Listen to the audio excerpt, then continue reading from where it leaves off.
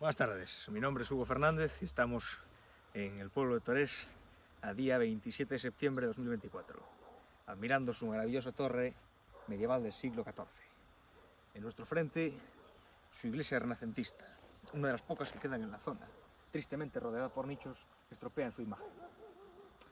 Bien, nos encontramos en uno de los pueblos más antiguos de los alrededores.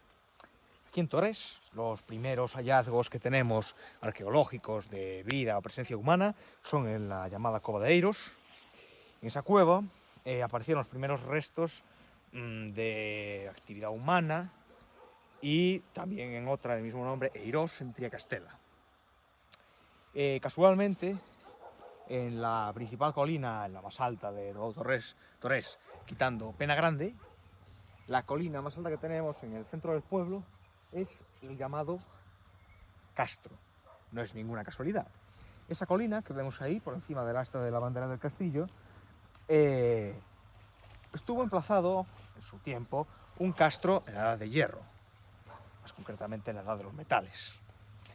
Ese castro se sabe de su existencia por diferentes fuentes y podemos decir que es el inicio de una vida civilizada en la aldea de Torés. Entonces, a partir de ahí, llegó el Imperio Romano. Aproximadamente en torno a la era imperial, a partir del 27 a.C., llegan los romanos a lo que será llamada Galaequia, provincia romana del noroeste de Hispania. Este castro es romanizado, aparte de que prácticamente estaba extinto, porque se ha trasladado a un castro que está debajo de este castillo. Este castro lo conquistan los romanos, lo romanizan, lo adaptan a sus costumbres y construyen aquí un emplazamiento. Este emplazamiento será conocido con el nombre de Turrem o Turris. ¿Qué significa esto en latín? Torre. Los romanos, en los puntos estratégicos, sobre todo en una zona por donde pasan distintas vías de comunicación del imperio, como es Torés, acostumbraban a construir ciertas torres de vigilancia, bueno, para controlar el entorno. Estas torres se denominaban como turis. Y aquí debo mencionar el origen del nombre del pueblo. Tenemos el origen mitológico, según el cual la reina Lupa, reina mitológica del reino suevo gallego, pues encuentra, bueno, cuando se descubre la tumba del apóstol Santiago, buscan a unos toros para trasladar el cuerpo. Y estos toros, al parecer, al pasar por aquí, por Torés, justamente aquí, se volvieron mansos. No se sabe por qué, eran unos toros muy bravos que traían, bueno, los restos del apóstol Santiago, etc. Y se volvieron mansos. Ese, de derivación de la palabra toro, sería el origen mitológico del nombre del pueblo de Torés. Pero luego tenemos el origen histórico. Históricamente, este pueblo recibe su nombre de la torre del emplazamiento romano que había justo aquí bajo nuestros pies, aproximadamente en la primera o segunda mitad del siglo I después de Cristo. Este emplazamiento, la torre, con el paso del tiempo, la caída del imperio en el 476 después de Cristo, se abandona y se construye en la Alta Edad Media, aproximadamente en el siglo VI o VII, se construye el primer emplazamiento medieval. Un castillo, más o menos de las dimensiones que vemos, con su torre en el mismo emplazamiento donde estaba la romana, y ahí se construye, pues bueno, la primera fortificación medieval de este pueblo de Torés.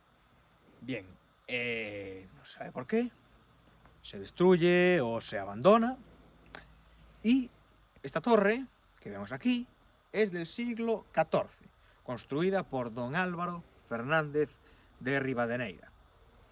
Su hijo, el famosísimo e ilustre señor de Torés, don Fernán Díez de Rivadeneira o Bello, hereda la torre y podemos decir que con don Fernán es el esplendor máximo del pueblo, porque es donde alcanza, bueno, su poderío más lejano, el auge, aún no llegamos no estábamos en plena crisis del siglo XIV, bueno, una serie de complejos rollos que no vamos a explicar ahora.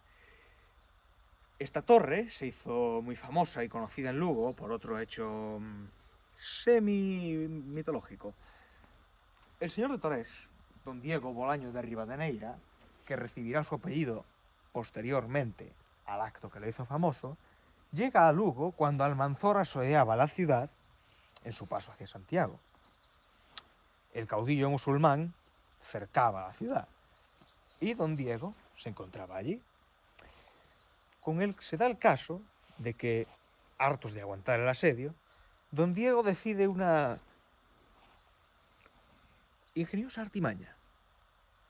Decide tirar una bola de pan y un año por la muralla, un hecho que se representaría después en una grafía del siglo XIX. Entonces, este hecho hace que los musulmanes se retiren al ver que les sobra la comida tanto como para tirarla por las murallas. De tal modo que don Diego, a partir de ahí, recibe el sobrenombre de Bolaño, por la bola de pan y el año que arrojó desde la muralla de Lugo. Entonces, a partir de ahí empieza la dinastía Bolaño-Rivadeneira, que es, bueno, la más famosa, hasta la llegada a la dinastía del famosísimo mariscal Pardo de Cela. Efectivamente, el decapitado en Mondoñedo, debido a que su mujer no llegó a tiempo con el indulto. Este hombre casa a su hija menor con el señor de Torés, uniendo así las dos dinastías. De aquí nace el apellido de una casa que lleva su nombre a día de hoy en Torés, y es la Casa de Pardo. Descendientes y que posteriormente obtendrían prácticamente el poder desde la casa, ya no desde el castillo. De hecho, muchos ancianos de la zona recuerdan que había que pedirle los materiales como los arados o grandes elementos de agricultura o ganadería, había que pedírselo a ellos porque ellos eran los que tenían todo ese material debido a su poderío.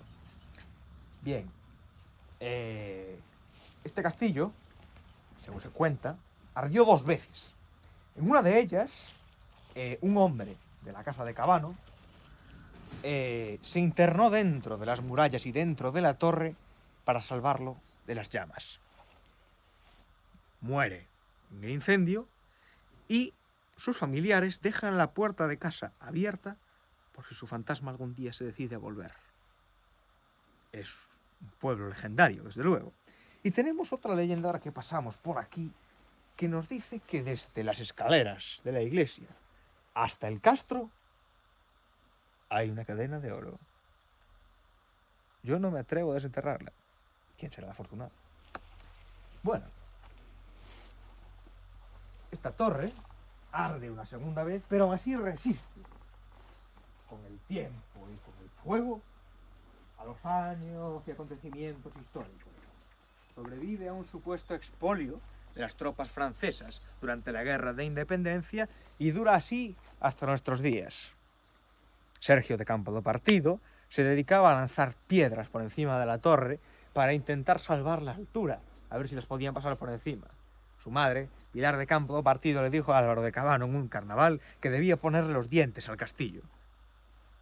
O Amadora de Corredor jugaban con sus amigas por los muros de esta fortaleza. Y después, los jóvenes de la casa de Cabano se dedicarían a recrear historias medievales y fantasiosas entre los muros de su castillo gracias al descubrimiento que hicieron cuando todavía se encontraba cubierto de maleza, gracias a su abuela. Como ven, esta torre es el símbolo del pueblo de Torés. Y esperemos que alguien se dedique a arreglarla, que se encuentra cedida de la Casa Medinaceli al gobierno del concello de Asnogais. Con todo esto, soy uno de esos 2 niños que jugaba en este castillo, y el otro es el cámara, mi primo, el otro que jugaba conmigo en este castillo, que tanto adoramos y veneramos todos, casi todos, en el pueblo, y que es el símbolo de esta aldea tan maravillosa que es el pueblo de Torés, con sus leyendas, con sus mitos y todo lo que nos caracteriza como vecinos de esta localidad. ¡Viva Torés!